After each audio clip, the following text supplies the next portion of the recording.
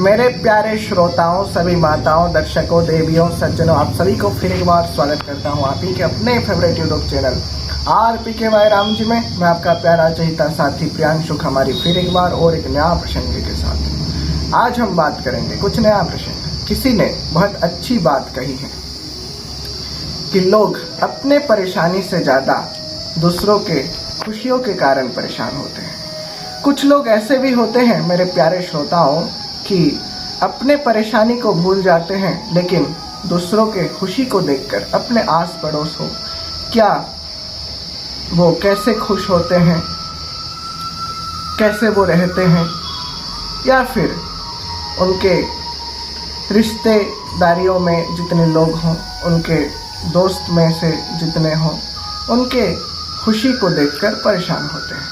लेकिन जो ऐसा करते हैं और जो उनके पीठ पीछे उनके बारे में बातें करते हैं, उनका कैसा हाल होता है, आज हम बात करेंगे। एक राजा था एक राज्य में। उसका काम था हर रोज 100 लोगों को खीर खिलाता था।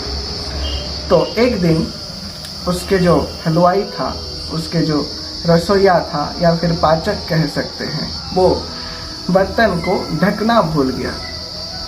परिणाम यह हुआ कि एक सांप उसमें से घुस गया तो खीर में जहर छोड़ दिया।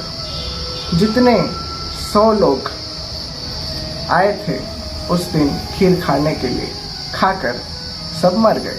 राजा को बहुत ग्लानि महसूस हुआ, पछतावा हुआ और सोचा कि परमात्मा से इस अनजाने गलती के कारण मुझे माफ़ी मांग लेना चाहिए। तो यह बात सोचकर उसने अपने राज्य को छोड़ दिया, अपना राजपाट छोड़ दिया और सोचा कि जंगल में जाकर भगवान को तपस्या करूंगा, उनसे माफ़ी मांगूंगा, अपने पाप का प्रायश्चित करूंगा। तो यह बात सोचकर एक गांव में गया। संध्याकालीन समय में कुछ लोग चौपाई में बैठे हुए थे। उनसे पूछा कि इस गांव में क्या कोई भक्ति करने वाला परिवार है?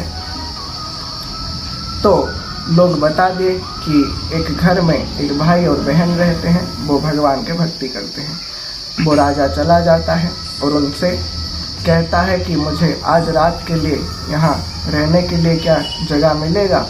तो अतिथि को देखकर वो भाई और बहन प्रसन्न हो जाते हैं और उनका स्वागत करते हैं। तो अगले दिन क्या होता है, वो जो बहन थी, जो महिला थी, उसका हर रोज का काम था सुबह उठती, अपने नित्य कर्म समाप्त होने के बाद मेडिटेशन करती, ध्यान करती। ध्यान से जब उठती तो अपना जो रोज का टाइम टेबल फॉलो करने के कारण, मतलब फॉलो करती और अपना सारा काम करती, खाना वाना बनाती, अपने भाई को देती और जितना काम घर का वो सब करती। तो वो ध्यान में बैठी हुई थी। उस दिन बहुत समय हो गया, ध्यान से नहीं उठी। जब उठी तो उसका जो भाई था गुस्सा किया कि एक मुसाफिर हमारे घर में ठहरा हुआ है, उसका भोजन का प्रबंध करना चाहिए तुम्हें, इतने समय ध्यान में क्या कर रहे थे? तो वो बहन कहती है कि आज ध्यान में कुछ अजीब सा हुआ। क्या हुआ? पूछता है उसका भाई। तो बहन कहती है कि भगवान की सभा लगी हुई थी, उसमें एक बात को लेकर बहस हो रहा था कि एक राजा जो 100 लोगों को हर रोज खीर खिलाता था, तो एक दिन वो हलवाई के गलती के कारण जब वो बर्तन को ढकना चाहिए था वो नहीं ढका, वो भूल गया, तो सांप घुस गया, जहर मिला दिया, 100 लोग खा के मर गए। तो राजा को पछतावा हुआ, वो राज्य छोड़कर चला गया। तो पाप किसको लगेगा इस कार्य का? यह बहस चल रहा था, यह तर्क चल रहा था भगवान के सभा में। तो जब यह बात कही तो राजा भी सुना, उसका ही विषय भगवान के यहाँ चर्चा हो रहा है। तो फलाफल क्या निकला कहता है भाई, निष्कर्ष क्या निकला कहता है भाई। तो बहन कहती है कल का टाइम दिया गया है, कल फिर इस बात को लेकर बहस चलेगा और फैसला कल होगा। तो राजा फिर कहता है मुझे आज के दिन भी तुम्हारे घर पे रहना है, कल मैं जाऊंगा। तो फिर जो चौपाई में लोग बैठे हुए थे तो वो अपने मतलब अपनों के बीच मतलब जितने लोग बैठे हुए थे वो परामर्श करने लगे और वो बातें करने लगे कि राजा को तो वो नहीं जानते हैं ना, तो वो कहने लगे कि ये मुसाफिर जो ठहरा हुआ है इस घर में, वो तो कहता था कि जंगल जाऊंगा, तपस्या करूंगा, लेकिन इस बेटी को देखकर जो घर में अकेली है उसको देखकर उसका नियत खराब हो गया, उसका नज़रें खराब हो गया, तो वो और एक दिन भी रहने लगा। तो उसके विषय में दिन भर लोग बुराइयां करने लगे।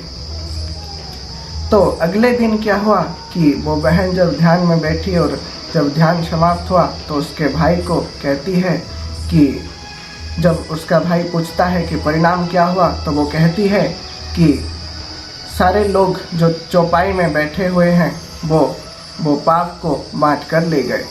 इसका परिणाम यह होता है मेरे प्यारे श्रोताओं कि जो राजा ने पाप किया था वो पाप वो चौपाई में जितने लोग बैठे थे और जितने लोग राजा के बुराइयां किए थे वो बांट कर ले गए। इसका अर्थ यह है कि हम जो लोगों के विषय में बातें करते रहते हैं, लोगों के विषय में जो हम बात करते हैं, वो पाप हम अपने सिर पर लेकर घूमते हैं। जो कहानी मैंने इससे पहले भी आपको बताया था कि राजा को उसका गुरुजी कहता है जब उसका कुष्ठ रोग जैसा रोग हो जाता है तो वो कहता है कि उसके भाभी के कमरे के बाहर तुम हर रोज़ सोना तो तुम्हारा रोग ठीक हो जाएगा। तो ठीक हो जाता है। क्यों ठीक हो जाता है? क्योंकि उसके राज्य के सारे लोग उसका बुराई करते हैं तो उसका पाप वो राज्य के लोग मिलकर बांट लेते हैं। तो हमें लोगों के प्रशंसा करने चाहिए, ना कि निंदा। फिर आऊँगा कुछ नया प्रसंग के साथ, तब तक के लिए लाइक, शेयर और सब्सक्राइब करना ना भूलिए और कमेंट्स करना ना भूलिए। नोटिफिकेशन बेल को ऑल पर सेट कर लीजिए ताकि जब भी हमारा वीडियो जाएगा आप तक सबसे पहले पहुंचता रहेगा। जय श्री राम, जय श्री कृष्ण कन्हैया।